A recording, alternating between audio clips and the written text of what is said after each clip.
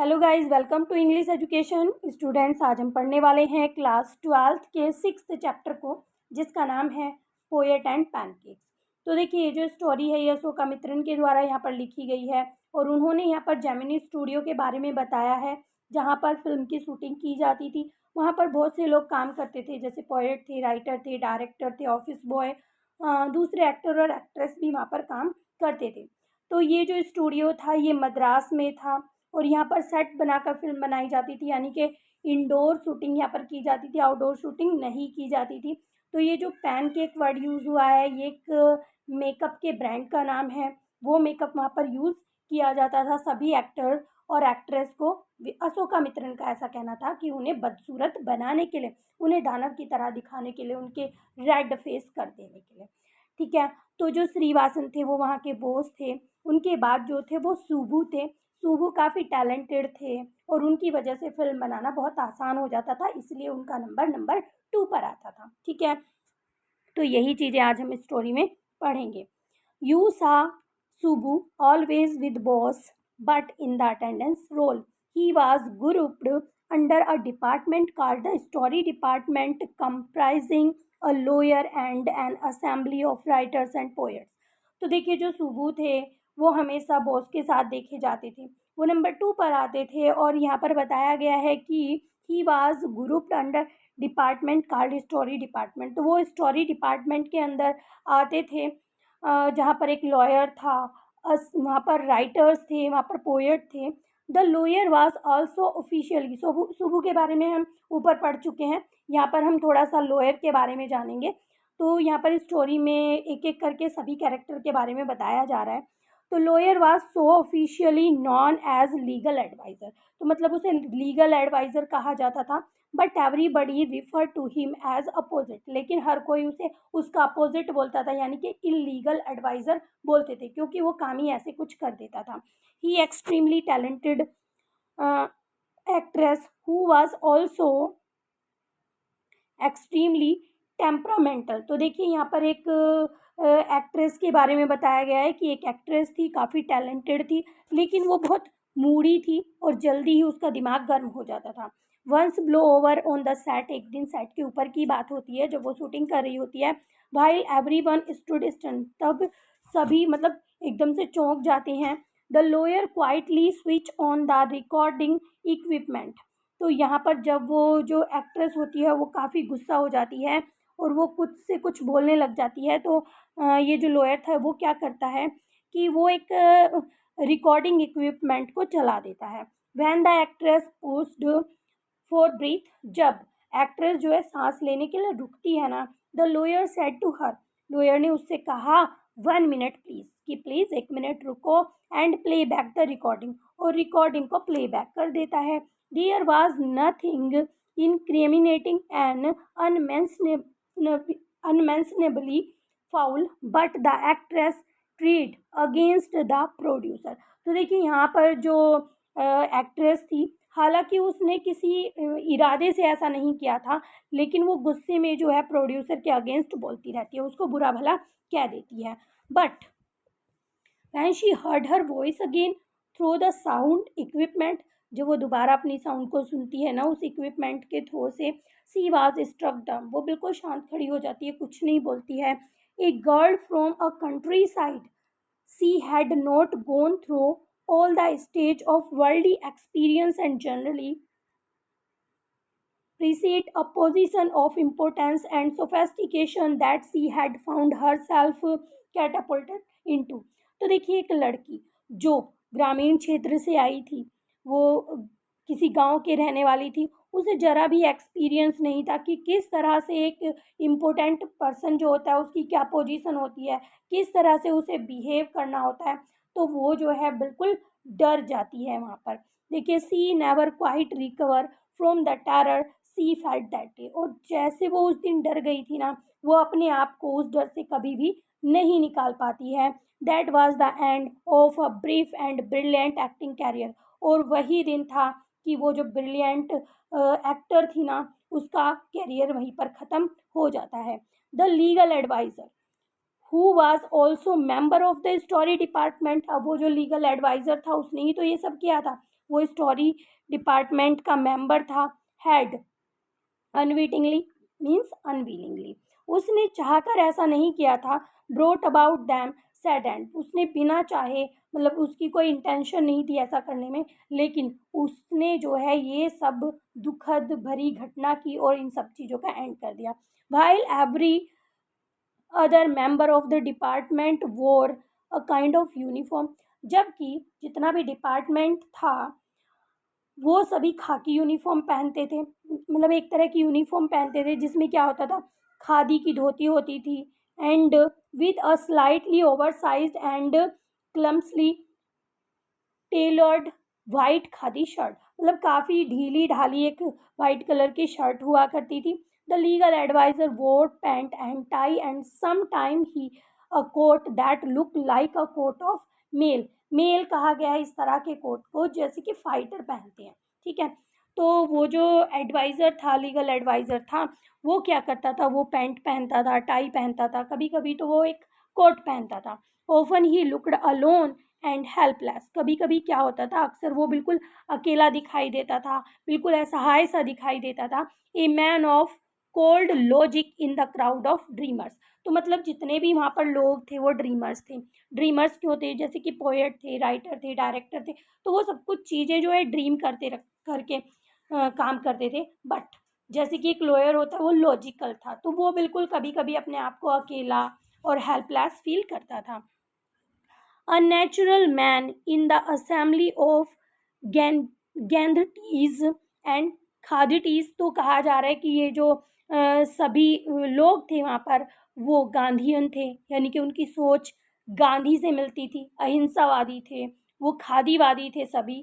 Like so many of those were close to the boss, और मतलब बहुत से लोग थे ऐसे जो बोस के बिल्कुल क्लोज थे। He was allowed to produce a film and though a, अब उसे वो भी बोस के वो तो सबसे मतलब करीबी था, लीगल एडवाइज़र था, तो उसे भी एक दिन मतलब उन सभी को जो बॉस के एकदम करीबी होते थे सभी को मौका मिलता था एक फ़िल्म प्रोड्यूस करने का, और यहाँ पर उस एडवाइज़र को भी मौका मिला एक फ़िल्म प्रोड्यूस करने का। वहाँ पर उसने क्या किया, बहुत सारा जो है मेकअप मटेरियल यूज़ किया, लेकिन not much come of film, लेकिन जो फिल्म होती है वो ज़्यादा कुछ नहीं कर पाती है, ज़्यादा नहीं चल पाती है।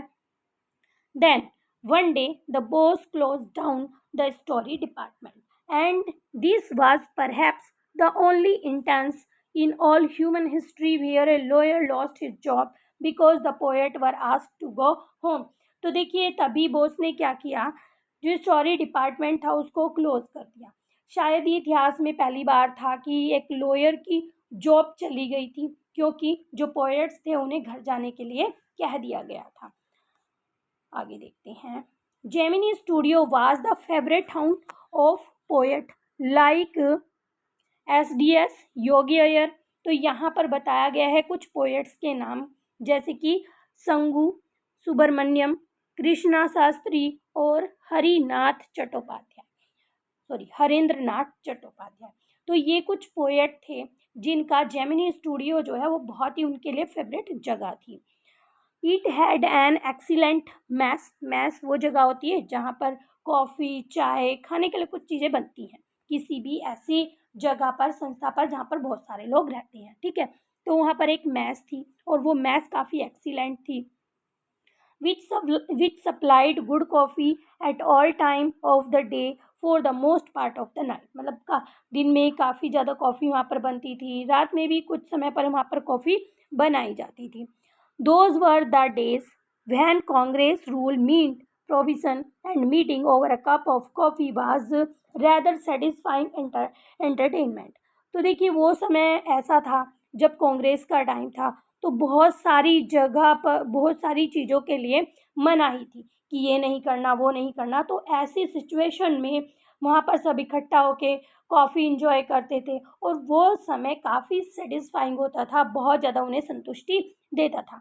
तो देखिए barring the office boys and a couple of clerk everybody else at the studio radiated leisure a prerequisite for poetry.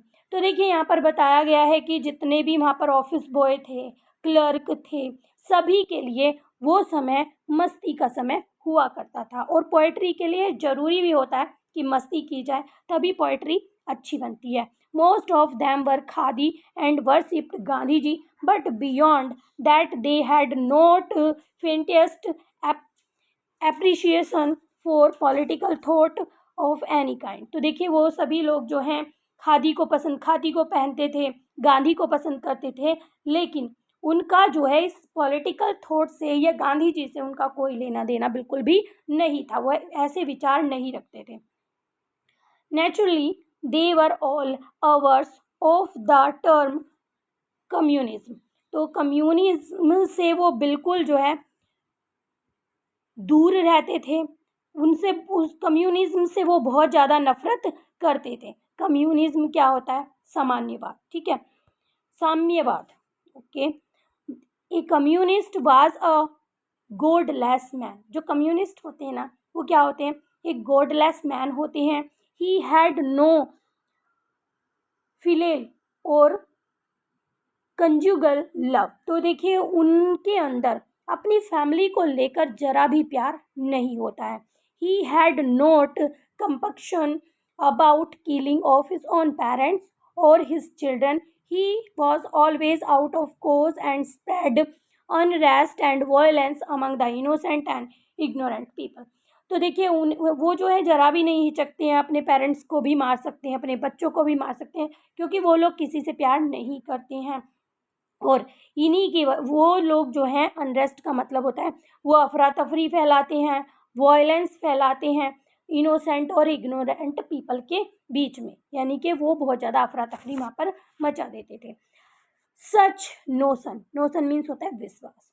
तो such notion which prevailed everywhere else in South India at that time also naturally floated about vaguely among the khadi clad poets of Gemini studio. तो देखिए ये जो पूरा विश्वास था कि ये लोग ऐसा करते हैं, ये लोग वैसा करते हैं कम्युनिस्ट के बारे में, तो ये सारी चीज़ें उस समय पर साउथ इंडिया में पूरी तरह से फैली हुई थी। और जो खादी पहनने वाले पोएट थे जेमिनी स्टूडियो में, उनके बीच भी ये सारी अफवाहें फैली हुई थी। Evidence of it was soon fourth coming, और इस चीज़ का सबूत आगे दिखने वाला था। तो देखिए van Frank Buchman moral rearmament army some 200 strong visited Madras some time in 1952। तो यहाँ पर जो फ्रैंक बैक्समैन थे, उनकी एक आर्मी थी जिसका नाम था मोराल री आर्मामेंट आर्मी, ठीक है, जिसे शॉर्ट फॉर्म में MRA भी कहा जाता है। तो वहाँ पर वो 200 लोगों की आर्मी थी, वो 1952 में मद्रास आए थे। They could not have found a warmer host in India than Gemini studio. तो जेमिनी स्टूडियो जैसा स्वागत वहाँ पर जेमिनी स्टूडियो में हुआ था, वैसा और कहीं उन्हें नहीं मिला था। Someone called the group an international circus. कुछ लोग उसे जो है इंटरनेशनल सर्कस कहते थे। They were not very good in trapeze क्या होता है? जैसे कि आपने देखा होगा सर्कस में कुछ लोग ऊपर रस्सी लेके 2-3 लोग इधर से उधर कूदते रहते हैं, वो दूसरे स्टिक को पकड़ लेते हैं, दूसरा फिर दूसरे स्टिक को पकड़ लेता है, वो ऐसे कूदते रहते हैं, तो उसे ही ट्रेपीज कहा गया है। And their acquaintance with animal was only at dinner table. और उनकी जो पहचान थी ना एनिमल से, वो बिल्कुल डिनर टेबल तक ही थी, इसके आगे नहीं थी। जैसे कि आप सर्कस में देखते हैं कि जो सर्कस के लोग हैं वो एनिमल्स को डांस कराते हैं और दूसरी एक्टिविटीज़ कराते हैं, बट वो एनिमल से इतना कुछ उनका लेना देना नहीं था, बस वो खाने तक ही उसे सीमित थे कि उसे फ्राई करके ये करके वो खा लेते थे, बस डिनर टेबल तक ही उन्हें एनिमल का पता था। But they presented to plays in the most professional manner। लेकिन उन्होंने क्या किया, वो जो आर्मी थी, वो जो दल था एक, उसने क्या किया, प्रोफेशनली मैनर से उन्होंने 2 नाटक जो है प्रेजेंट किए। अब यहाँ पर नाम दिए गए हैं उनके। जोथम वैली, एक प्ले का नाम था जोथम वैली और दूसरे का नाम था फॉरगॉटन फैक्टर। तो ये 2 नाम के प्ले उन्होंने वहाँ पर प्ले किए। Run several shows in Madras and along with the other citizen of the city, the Gemini family of 600 saw the plays over and over again. तो देखिए काफ़ी फेमस वो प्ले हुए। वहाँ के जो लोग थे, सिटीज़न थे मद्रास के, वो तो उन्हें देख ही रहे थे। अब 600 लोग जो थे जेमिनी स्टूडियो के, वो भी उस प्ले को बार बार देख रहे थे। The message of the play were usually plain and simple, home homilies. तो यहाँ पर जो प्ले था उसका सिंपल सा एक मैसेज था। वो क्या कहना चाहते थे? वो धार्मिक उपदेश देते थे। होमलीज का मतलब यहाँ पर दिया गया है धार्मिक उपदेश। तो वो जो है धार्मिक उपदेश दे रहे थे। But the set and costumes were first rate. अब वहाँ पर जो सेट बनाया जाता था और उनकी जो ड्रेस होती थी वो बहुत ही अच्छे होते थे, फर्स्ट रेट के होते थे। Madras and Tamil drama community were. अब मद्रास में और जो तमिल ड्रामा कम्युनिटी थी वह टेरिबली इम्प्रेस्ड। वो बहुत बुरी तरीके से, बहुत प्रभावित तरीके से उनसे इम्प्रेस हुए थे। And for some years almost all Tamil plays had a scene of sunrise and sunset in the manner of Jotham Valley, with the bare stage, a white background curtain and a tune played on flute। तो देखिए यहाँ पर बताया गया है कि जैसे Jotham valley play में बहुत सारी चीज़ें यूज़ की गई थी, तो तमिल प्ले में वो सारी चीज़ें यूज़ की जाने लगी। जैसे सनराइज़ दिखाया जाने लगा, सनसेट दिखाया जाने लगा, बिल्कुल जोथम वैली के तरीके से। वहाँ पर स्टेज को, बेयर स्टेज को दिखाया जाने लगा और जो कर्टन होते थे वो वाइट कलर के होते थे, बैकग्राउंड को वाइट दिखाई जाने की कोशिश की जाती थी और जो है उसमें जो ट्यूनिंग होती थी वो बांसुरी की होती थी। It was some years later that I learned मतलब यहाँ पे अशोकामित्रन कह रहे हैं कि मतलब काफ़ी सालों के बाद मुझे ये पता चला that MRA was a kind of counter movement of international communism and a big bosses of Madras like mister Vasan simply played into their hand. तो मतलब काफ़ी समय बाद हमें ये पता चला कि वो क्या चाहते थे, उनका मूवमेंट क्या था। वो रोकना चाहते थे इंटरनेशनल कम्युनिज्म को, वो रोकना चाहते थे। वो नहीं चाहते थे कि सबको समान अधिकार दिया जाए। ठीक है, तो आगे बताया गया है कि जैसे मद्रास के कुछ बॉस थे, जैसे बताया मिस्टर वासन, वो ऐसा लग रहा था जैसे उनके हाथों की कठपुतली बन गए हों, उन्होंने उन्हें अपनी उंगलियों पर नचाया हो, क्योंकि उन्होंने वहाँ पर आकर प्ले किया। प्ले से उन्होंने सभी को धार्मिक उपदेश दिए, ये सारी चीज़ें वहाँ पर हुई। लेकिन वो कहते हैं कि ये चीज़ें हमें काफ़ी समय बाद पता चली कि उनका मेन पर्पस क्या था। Okay, I am not sure however that this was Indeed the case. मतलब वो कहते हैं कि मैं इस चीज़ को लेके श्योर नहीं था कि ये जो सारी बातें थी ये बिल्कुल सही थी और इसका कोई प्रभाव भी हुआ है, कि मतलब जो वो प्रभाव हमारे ऊपर डालना चाहते हैं, तो लग रहा था शायद उसका कोई प्रभाव हुआ ही नहीं। For the unchangeable aspects of these big bosses and their enterprises remain the same। क्योंकि वो जो बॉस थे और उनका जो बिजनेस था, एंटरप्राइजेस थी, वो पहले की तरह अभी भी सेम थी, यानी कि उनका कोई इफेक्ट उनके ऊपर नहीं पड़ा था। मैं ऐसा सोच रहा था कि उन्होंने उन्हें यूज़ किया है, बट नहीं।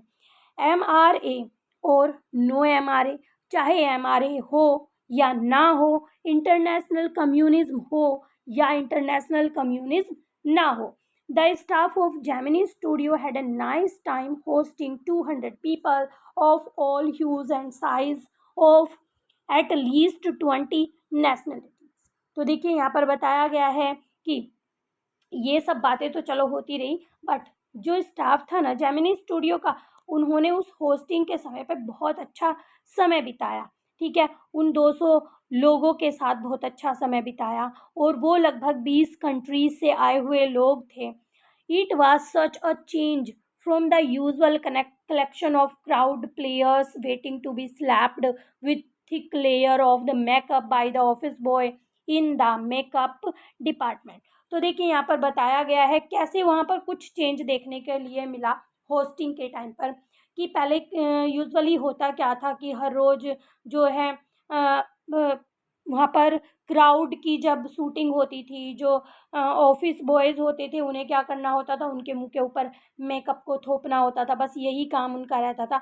तो इस चीज़ को थोड़ा रेस्ट मिल गया था, उन्हें काफ़ी समय तक ये नहीं करना पड़ा और वो काफ़ी एन्जॉय करते रहे जब वो लोग वहाँ पर जेमिनी स्टूडियो में ठहरे रहे।